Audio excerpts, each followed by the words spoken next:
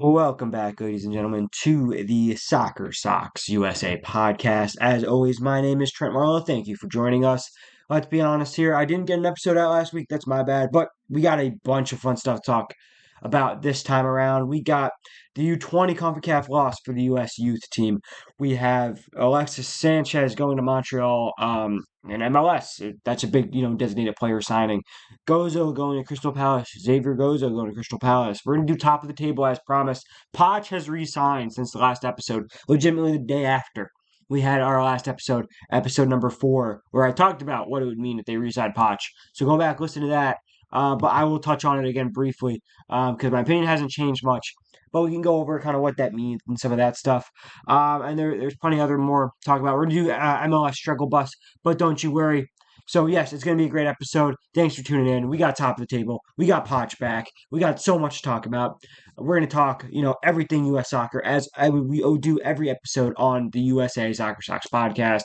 We talk about everything American soccer, women's soccer, USL, Open Cup, MLS, DP signings, international American players.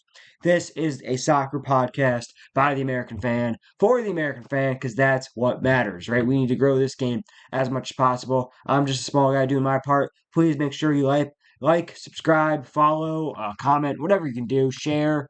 Let's get this podcast out here. And without further ado, let's jump in to our first topic of the day. I promise we will get to Potri signing. We will get to Gozo going to Palace. We will end the show with top of the table. But we're going to start out with my main man, Chicharito. Now, Chicharito, yeah, obviously he's famous for El Tree. We know that. Chicharito is famous for El Tree. Love the guy, but not the biggest fan because obviously I'm an American fan. I'm a U.S. men's national team fan, and he scored some goals against us back in the day. He was pretty good on Fox, honestly, as an analyst, I thought, this last time around. But he's made some moves, or I should say some headlines. Yeah, and those headlines are the fact that he's signed with the USL team. He's signed with Atletico Dallas, who will be a brand new USL team. He's their first ever signing. Not the first time that a Mexican national team player has been signed for a brand new American club. Talking about Chucky Lozano, who we will talk about next episode. I promise you that. But we're not going to talk about him in this episode because I simply didn't think that we would have enough time when I was doing my prep. And I think that some of these other storylines are a bit more pressing. But yeah, if you remember, Chucky Lozano went to San Diego FC, and we're going to touch on that briefly during the struggle bus. But we'll talk more about it probably in the next episode. Hopefully. I hope not too much happens. We're able to talk about that, get it in. I didn't feel like it was necessary this time, but Chicharito, going back to my original point, Chicharito, first ever player for Atletico Dallas. Big, big name. I think this is massive. I love it. Chucky Lozano is big for San Diego. I know obviously things have gone very far south since then, but Atletico Dallas, they're getting a Mexican star. He's going to put butts in seats. He's going to sell jerseys. He's going to get those tickets out there. It's cool to see. I'm a fan of it. I think it's a pretty good move. Again, decent analyst during the World Cup, Mexican national team legend, arguably Man United legend, or mini legend, I should say, probably is more accurate and fair there. But I mean, yeah, he's a top quality player. He's old, but it's really cool to see. I'm happy to see him out there doing that. And if he still wants to play, I mean, I don't see why not. I don't think that he's going to be what he was, obviously, but it's a good thing for soccer in America. Again, it's a superstar who, instead of coming to MLS, is not good enough for MLS because MLS is finally, very slowly starting to get rid of that retirement league drama, saga, title, whatever you want to call it. And yeah, they still don't do themselves some favors every now and then, but this has happened, and I'm excited to see what happens. Good on Chicharito. Good on Atletico Dallas. I don't know too much about them yet. I did do some basic research, but I couldn't tell you who the owners are yet. But good for them, and I'm really happy to see what's going to happen. Now, I want to transition over to our next topic. Now, our next topic is one that you guys know and love. It's the second time we're doing it of this podcast series. Again, it's going to be a continual segment throughout, but that is the struggle bus, right? So the struggle bus is basically I talk about teams that are not doing well in North American soccer. I tend to focus on MLS teams because that's obviously the top tier of North American soccer. And I have not one, not two, not three, but 4 total teams on the struggle bus this time around for the last couple weeks. And I mean, some of them are pretty apparent. When you look at the struggle bus, there are some repeats, there are some non-repeats. I was really wrong about one team on the struggle bus last time around. I'll admit that. That one's on me. The struggle bus last time around, for your reminders, were Philadelphia Union, Sporting Kansas City, and Atlanta United. Philadelphia Union have proved me very wrong, so they are no longer on the struggle bus. Atlanta and Sporting Kansas City have stayed there. So let's dive into those first two teams that have remained on the struggle bus, right? So Atlanta United, big club, at least in terms of, you know, international recognition since they've joined kind of MLS and become that team. They signed big time players. That's another really cool thing. They signed big time players. But Emmanuel Latheot has not worked out for them well. So he's out the door. Not on the team anymore. Miguel Almiron is 32 and just a shell of what he was. He had like a good year and a half in Newcastle, and that was really it. I mean, there's just no answers here. Like I know they're trying to go sign possibly Barrio Embolo. Obviously the Switzerland number 9 from the World Cup. He's I believe 29 years old. He would be a massive signing for them if they were to get him from I believe Marussia Mönchengladbach. I'm going to check that right now. But that or they're going to go after Darwin Nunez, which would also be. Oh, no, he's with Rennes. Sorry. He was with Marussia Mönchengladbach 4 years ago. So that shows you how much I've been keeping up with Barrio and Bolo's career. He spent 3 years at Monaco, and now he's spent last season with Rennes. He made 34 appearances, scored 10 goals, and had 3 assists. So but I mean, you see it in the World Cup. He is just a pure, just box crashing number 9, just a big physical force. I'd be happy with that. I'd also be happy with Darwin Nunez, who hasn't played soccer at a club level in a long time at this point. It's been multiple months. So either way, I think that Atlanta United, welcome, or I should say, enjoy your ride on the struggle bus because you've remained down here. Additionally, they have not played well in MLS. They've lost to the Revolution 4-1, and then most recently they lost to the Union 3-2. It's been rough. They are currently in last place in the Eastern Conference, sitting on only 12 points with a negative 14 goal differential. They only have 3 wins all year. They have 12 losses and 3 ties. It is not looking pretty from an Atlanta United standpoint. Now, our next team, Sporting Kansas City. They are at the bottom of the league. They're the bottom of the league. They have, well, I guess not, but they're in the bottom of the league in terms of goal differential, right? They have negative 28 goal differential. They have 14 points, so just 2 more than Atlanta United. Sporting Kansas City, they have 4 wins, 2 draws, and 12 losses. It's not pretty. They've given up 46 goals this year. 46 goals, that's more than any other MLS team. No other MLS team is even in the 40s. So, yeah, that's just not good. So yeah, they're down there. I mean, I know they went after Mohamed Salah. This seems like a new ownership group that wants to spend, or finally want to spend. I don't know. It's just tough for me to see Sporting Kansas City turning around anytime soon. I think that honestly, this is a 2 3 year project, and they have to find the right people to go in and do that. So yeah, Sporting Kansas City, they're on the struggle bus. I don't think that they're playing below their means like they are with Atlanta. Atlanta's just a mess on the field, tactically in the locker room. Everything's just a mess. Sporting Kansas City, this is their ceiling. They're just not a good team. Like I look at, their last starting 11. I mean, I guess like I don't know. There's Jansenberg or whatever the Norwegian center midfielder. He's pretty decent. Jijan Jovic, you're paying him big money, and then legitimately, who else? They have a 32-year-old Stefan Cleveland starting in net. The dude used to play for Tacoma Defiance back in 2022, and he's 32 years old. Like this is not a guy peaking or a young guy coming up. There's a lot of questions for me. I will say that. I just have a hard time seeing it going anywhere for them. But um, they lost 4-0 to LAFC, and then even more recently, they lost 2-0 to Houston. So now they've gone 2 games in a row without scoring a goal. Yeah, they're going to remain on the struggle bus. Enjoy your ride on the struggle bus so far. Sporting Kansas City. Now, another team that gets to join the struggle bus, regardless of the transfer that they made, that we are going to talk about very soon. But another team that gets to join the struggle bus is Montreal.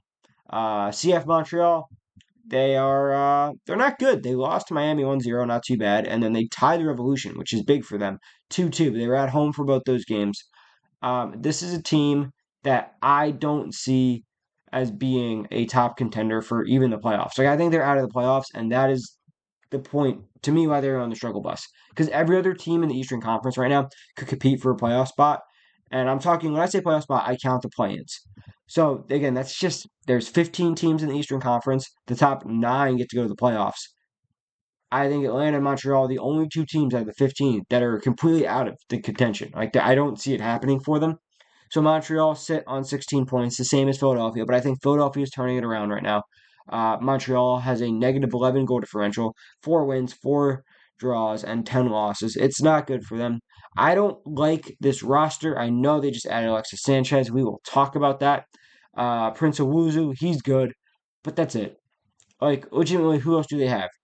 Like, I don't understand. Samuel Pettit is 31 years old. He's over it. There's no one. I mean, Matty Longstaff, I guess, is like pretty okay. Like he's okay. They just got Salibas from the Revolution, and they have Jalen Neal at center back. So those two are kind of interesting to watch, but that's about it. Like there's no outside backs that impress me. There's really no attacking center midfielders that impress me. Although now they do have Alexis Sanchez, so that'll change. But he's 37. We'll get into this transfer, as I said. But yes, that means that Montreal, you are welcomed to the struggle bus. So congratulations on that. And last but not least, our last team on the struggle bus is going to be a little bit of a surprise here. San Diego FC. They sit in 13th out of 15 in the Western Conference. This is a team who was very good last year, and they've kind of fallen apart since then. Um, they're in the League's Cup right now. But we're not going to talk about that because it doesn't matter. They have won and tied their last two MLS games. However, with me, the issue is just like health. Their goalie situation is a big struggle. Chucky Lozano is taking up a DP spot and still getting paid a lot of money by them. So that's a massive struggle as well. Overall, I think that this team needs to figure out what they can do to turn things around because they're still a talented squad, but they've just been playing so far below their roof or their ceiling, I should say. Like they have just fallen so far off of it. And I don't know what the answer is. I don't know if they need a new coach, if Mike Uvaras. I don't know if the Chucky Lozano drama has dragged them down. I don't know what the answer is. But I do know that the San Diego team is going to be welcomed onto Struggle Bus by Soccer Socks USA and our podcast here because that's how poorly they are playing. I'm sorry, San Diego fans. You come at me in the comments. Come at me on Twitter at T Marlow Media. I run the Soccer Socks USA podcast. Again, my name is Trent Marlow. Thanks for listening. Make sure you like, subscribe, and we will get in to the next topic, which, my friends, is going to be the U20 loss in CONCACAF, in CONCACAF final, right? So, the U20s, they lost to Mexico. They lost to Mexico. There was a red card challenge that went viral on Twitter. Um, I tend to highly disagree with the challenge. I thought it was pretty soft. I know Alexi Gallus was tweeting about it. I know Taylor Twellman was tweeting about it. I doubt either of those guys were watching that game. I'll be honest. I didn't even watch the game. But just to see the U20s make the final, to see them, compete, I honestly think the RU20s are better than Mexico. I know neither nation was putting out their best U20s, if we're being honest. There's no Julian Hall or Audrey Meddy or Kevin Sullivan for the U.S., and there's no Gilberto Mora for Mexico. But there are still some really good players who eventually one day could honestly really contribute to both national teams. And the fact that both these teams are in the final, showing that they're still the best two countries in CONCACAF, was good to see. Disappointed for the boys that lost.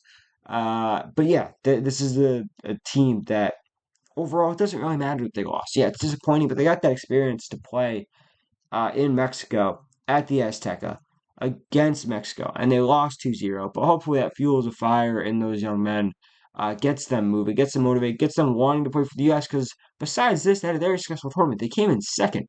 It's not like they bombed out in the group stage or lost like a Guatemala or something. Like they've done well and they still got second place. Like they had wins. That means it was a good experience. Like losing a final as it for a U team is not a bad experience, I think. Especially they didn't lose in an embarrassing fashion. It wasn't 6-0 or 5-1. Like this was a 2-0 game they lost. It's fine. It was a questionable refereeing decision. That's all fine.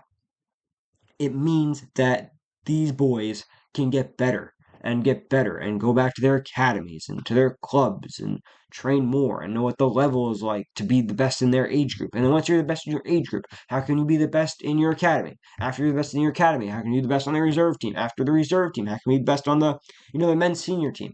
So this is it's a good thing overall. I had to touch on it very quickly. It's not going to be a super long segment for us, but I really did like the fact that this happened.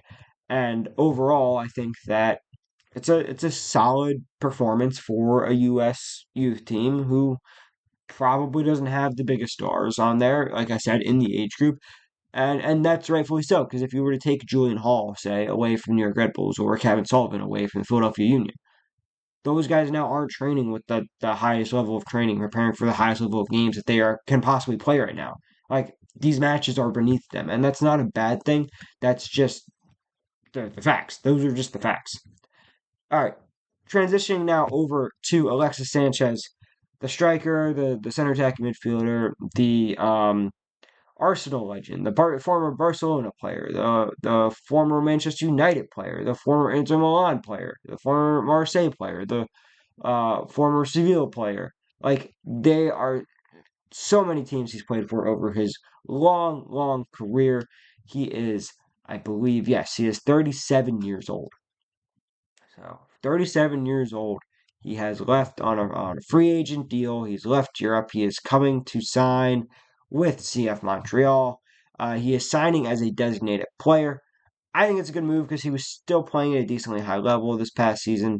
He played for Sevilla in La Liga. He made 30 appearances, scored 4 goals, and had 2 assists. Not his best season by any stretch of the imagination, but I think in MLS he'll be able to contribute. I think a DP honestly is going to be really expensive for them, but Montreal is so bad, and it's not a desirable destination, excuse me, that a designated player should not want to go to that destination as easily as a Miami or an LA or a New York or even a Chicago or a Dallas. Like, this is not a place that's going to attract your big DPs. And I think that they have these open spots. Yeah, Montreal does. Why not go use it? Him going there is big time stuff. I'm excited to see what he does for the club. He's performed at high levels in the past for many teams. Obviously, everyone remembers that 2016-2017 Arsenal season where he scored 30 goals for them in 51 games. This is a guy who has played at the highest levels. He is a really good player. And he has that pedigree and that talent. So maybe some of those young guys like a Frankie Carmona, or sorry, a Frankie Maya or a Wiki Carmona could come in and learn from him. Prince Owuzu needs some help. Like, I don't know. It's going to sell jerseys. It's going to put butts in seats. I can't hate on it because CF Montreal is so much in the toilet that like just them signing doesn't need a player who has as big a name as this guy is great. The only thing this is bad for is the retirement league status of MLS. That's what this hurts. But besides that, I think we're doing okay. And that's all I can really say about that. Don't hit on me too much. Now let's get into the biggest storyline of the week, or of the last 2 weeks, I should say. Pochettino has re-signed to be the U.S. men's national team manager. Mauricio Pochettino, we all know him, we all love him, some hate him. If you don't know my thoughts, go back to last episode. I talked about all the possible, or my short list of coaches, I should say, or managers for the U.S. men's national team. Poch was on there. If you remember, I don't think it's the worst move. I don't think it's the best move. But again, I don't know who else was out there currently. I hope that they called Pep and inquired at least. But that's really it. I don't know who else they would that's that high level they'd go after. Here's the issue with Mauricio Pochettino. He hasn't proven himself going after dual nationals. Noah Kai Banks is the perfect example. I'm gonna do the issues first, and I'll give you the positives. So don't worry, don't be like, oh, this guy just hates Poch. No, I don't. I think he was a great hire 2 years ago when we first hired him for the 2026 World Cup. He has issues with dual nationals. He coached the most embarrassing loss in a World Cup knockout game in U.S. men's national team modern history. So those two things, very bad. And second cycle coaches historically for the U.S. and historically overall in international soccer, second World Cup cycle coaches do not do well with the national team. That's not always the case, but is the case for Pochettino. or not for Pochettino, for the U.S. specifically, and for many other countries. It obviously wasn't the case for Didier Deschamps or Leo Scaloni, but those are the top teams in the world in France and Argentina. Like it's completely different. Anyway, Pochettino, he has re-signed. He has re-signed. Um, Big news, obviously. So, and then another thing is, I think he didn't have the best call-ups. He was heavily criticized this World Cup for his call-ups, and Miles Robinson's one. Leaving Diego Luna out is another. Bringing Gio Reyna is questionable. Bringing Joe Scally is questionable. He brought a lot of defenders. Bringing Christian Roldan's very questionable. He ended up getting hurt in like practice and training during the World Cup instead of bringing like an Aiden Morris or a Tanner Tessman. I know Johnny Cardoso was hurt, so I'm not going to count him against Poch. But yeah, that's the Poch signing. Like those are the negatives. Now here are the positives. Okay, the positives very simple.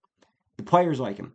He expects a high level of pedigree from his players, both in MLS and in America. He did bring MLS players. I think that's sometimes a good thing. I think a coach that only does European players can be let down. I think a coach that does too many MLS players can be let down. I thought he had a good balance for the most part. Would have liked to see Luna in there over Reyna maybe, or not see Miles Robinson there. But overall, I can't complain too much. He did bring Zepper Halter played, I think, a pretty good role for this U.S. men's national team, and now he's already made the jump to Europe. We will talk about that next episode. Make sure you tune into next episode. That's super important. We will talk about those Borough boys. That is a main feature of our next episode. Now Pochettino. Another positive is that he didn't have a full cycle, so he only had 2 years. So I know I talked about how that's a con. It could also be a pro in his case. He will have a full cycle. So what are my keys for Pochettino these next 4 years? Get the younger guys involved. He didn't have to do that last cycle, okay? So because it was only 2 years. So I want to see Adrian Medi. I want to see Julian Hall. I want to see Xavier Goza. I want to see Kevin Sullivan even. Get those guys involved. Got to H some of the guys out. I want to see dual national recruitment. So I want to see make sure that Adrian Medi doesn't go to Albania. Make sure that Julian Hall doesn't go to Poland. Make sure that Noah Kai Banks just chooses America. There's so many options like that. Go bring in Neil Pierre from the Philadelphia Union. The kid's an amazing center back right now. He's 18 years old playing center back in MLS. I don't care who you are. If you play 18 years old and you're playing at center back on a first team, senior team at any sort of level, you deserve to get looked at or at least moved on to a further league or a better team. Like that means that you're gonna be good or you have the chance of being good. That's what that means. It's such a mature position, and the younger guys that can play it always impress me. So that's what I want to see from Pochettino. To bring in the younger guys, kind of revamp the team and make sure that you win over those dual nationals. That's the things that Poch has to do that maybe he has done in the past. I'm going to give him a break on the bad World Cup performance because one other positive I realized I just forgot to mention. We did have the most successful group stage, arguably, in U.S. men's national team history. And we did win the most games. Granted, there's one extra game in Bosnia Herzegovina. It was not a true knockout game. That team was not good enough to be in the knockouts. We made it to the round of 16, just like every other U.S. men's national team that makes it out of the group does. And then we lost to Belgium because it's not 2002, and that was the greatest men's national team of all time until someone equals what they've done, or what they did, I should say, or surpasses it. That will be the greatest U.S. men's national team in modern history. Obviously, if we go back when it was still black and white photos and there was no video around. I know the U.S. went very far in a World Cup or two, but we're talking about the here and now and what the actual modern game is like. So that's what I think about Pochettino, and that is what I believe about this whole situation. I think that it wasn't the worst signing, it was not the best signing, and only time will tell if U.S. Soccer got it right here. Now it's time to talk about the man, the myth, the legend, one of my favorite players. Honestly, not even MLS anymore because he's moving on. But in the world, Xavier Gozo. Xavier Gozo. It is Xavier Gozo. He is headed to Crystal Palace. I think it's great. He's headed to an English team. I think he will fit in with the style of play. He's already got the speed and most of the physicality there. He obviously needs to mature a little bit, but still, it's a reported fee of around 15 million. He's going to team up with fellow American Chris Richards. That's good in its own right there. That makes me happy to see. Crystal Palace is a team not like Chelsea where they bring in a million guys and loan them all out like Benji Flowers. We talked about that last episode. You want to hear my thoughts on the Benji Flowers situation? Go back last episode. But not like Benji Flowers where he went to Chelsea and he's going to get loaned out once he's 18 and all that. No, Xavier Gozo is going to be. He might be loaned out in the winter, but he's going to get to train with the first team. He's going to get used to the speed of play. They're going to be training him the way they train players in the Premier League. He's going to be expected eventually. The hope is that he competes at a high level for a Premier League team. Crystal Palace does, listen, they have Premier League money, but they're not spending oodles and oodles of money like a Chelsea, like a Man United, like a Man City. Like they are a little limited, but they're still a good team. They've competed in European football in the past. I believe they could get there again. They might have a little bit of a down year coming to hit them right now, but still, like a guy like Chris Richards, one of their best players. He's American. He gets to play with Xavier Gozo, whether he's going to play wing back or right back or winger. He can really do it all. He's very versatile. They can kind of mold him, and I trust Crystal Palace in not only their scouting but their ability to mold young players. And I think that this is a fantastic move. He wants to go to Crystal Palace. He had other options. That was well known, and he still chose to go to Crystal Palace and play in hopefully what will be a Premier League environment. That's super exciting to see. That makes me happy. And I'm really excited to see what Xavier Gozo does just throughout his career and hopefully for the U.S. men's national team very soon. I'm going to be rooting for him. I'm going to be watching him with a lot of interest, and that makes me super happy as well. Now, our last segment, as promised, we have to talk about it. Top of the table, much like the struggle bus, although that was a repeat in the struggle bus. That's the second time we've ever done that segment. This is the first ever top of the table segment in USA Soccer Sox podcast, Soccer Sox USA podcast. Top of the table. I'm just going to go over what the top teams are because I think that's what's important, right? So the top teams in MLS, in the United States soccer landscape, in the American soccer landscape, what are the top teams? This could change throughout. Let's say that Crystal Palace start playing Chris Richards. Well, they're already going to play Chris Richards, but let's say they start playing him and Gozo, and they're both tearing it up. Maybe I'll throw in Crystal Palace in there. Same thing for like if Weston McKennie takes Juve on a Champions League run, they're going to go on there. But for now, we're going to keep it MLS focused. The struggle bus will always remain MLS focused. Maybe we'll throw a player or two on there internationally, but top of the table is going to remain, open to my interpretation. But these are the teams right now in the American soccer landscape that are at top of the table. We will start in the Western Conference. If you can see, I only did two Western Conference teams. And the first one being LAFC, who sits second in the Western Conference with 34 points in 19 games. They have a plus 16 goal differential. They are one of the best teams in MLS. They are perennial contenders, perennial favorites to win to win the chip, I should say.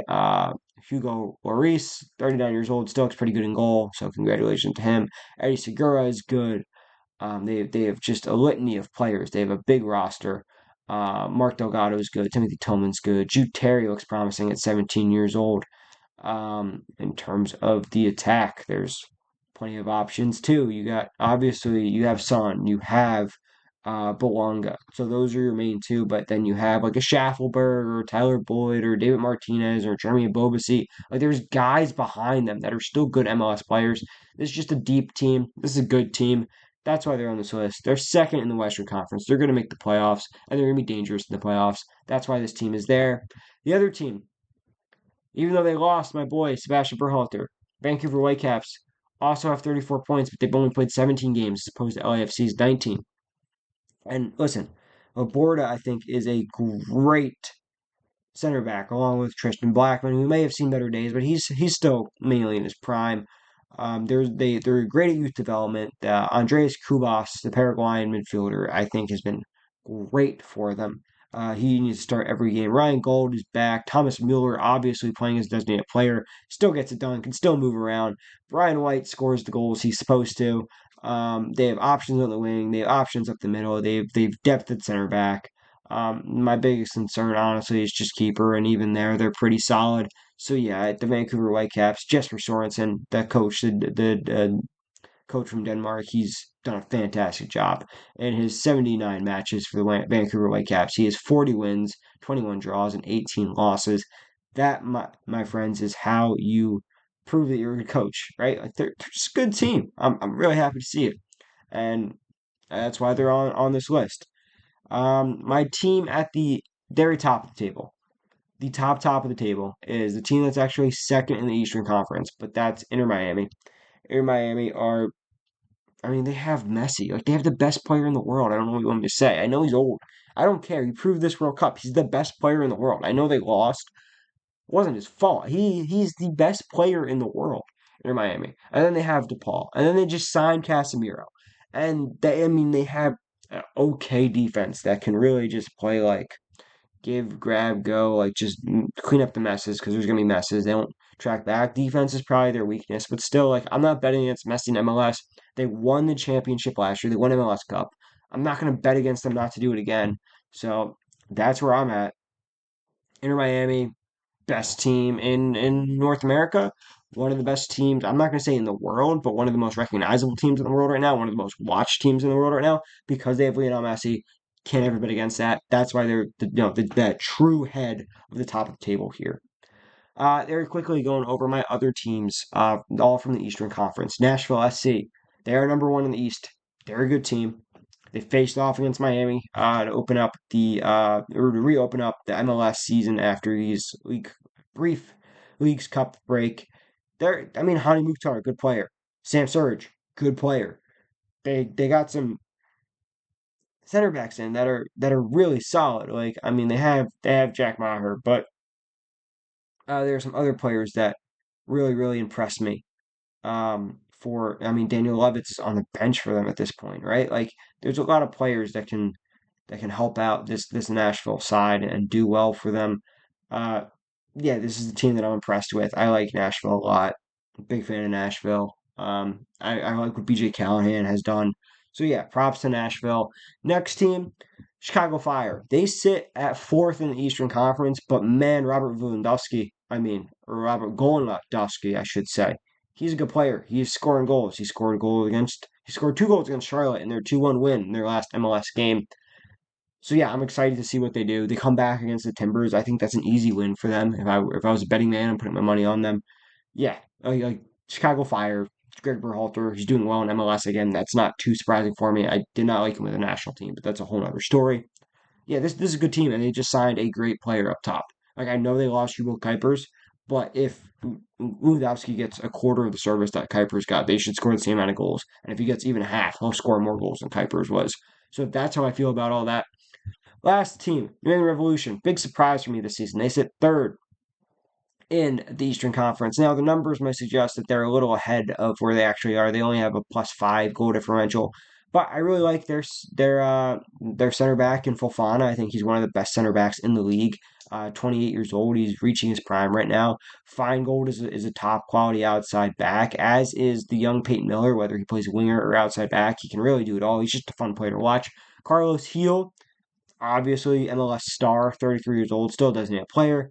And then you have Jack Harrison recently signed. He's massive, designated player. He'll join the squad. Turgman has done just enough up top. The 22-year-old Israeli player, just enough in the striker position. So overall, I can't complain. They've really surpassed my expectations. They might be playing a little bit above their level right now, which is fine. That's why they're at the top of the table right now. That's why they're in this conversation. I don't think they're a contender for MLS Cup. I don't think they can win enough games. I think if they end up against an LAFC or Vancouver, and assuming that they beat a Nashville or Miami in the playoffs prior to that, but end up in the Cup against an LAFC and a Vancouver, I don't think they're going to win that. But still, they've played well enough that I can't exclude them from this conversation, especially if I'm going to put Chicago or LAFC in there. I think that New England Revolution have played just as well as those two teams, and I'm really excited to see what they do and how far they go. That's definitely a question that will be asked of them. Now, ladies and gentlemen, thank you for listening. That is going to do it for another episode of the Soccer Sox USA podcast.